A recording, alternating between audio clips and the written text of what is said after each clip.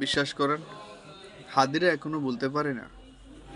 হাদির প্রত্যেকটা টকশোর কথা, প্রত্যেকটা আন্দোলনের সময় তার বক্তৃতা, এগুলা ভিতরে শুধু দেশপ্রেম ছাড়া অন্য কিছু পাই নাই।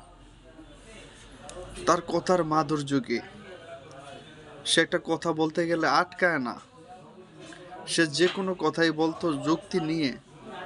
কত স্মার্ট ছিল, কি হারাইলাম আমরা, বিশ্বাস যদি করেন। এখন পর্যন্ত হাদিরে মাথা থেকে সরাইতে পারতেছি না।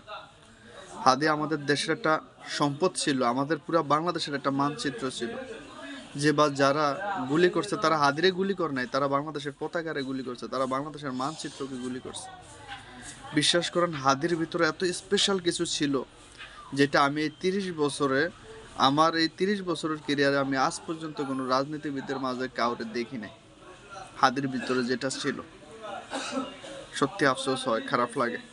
এই মানুষটা বাইসা থাকলে হয়তো দেশের জন্য ভালো কিছু করতো।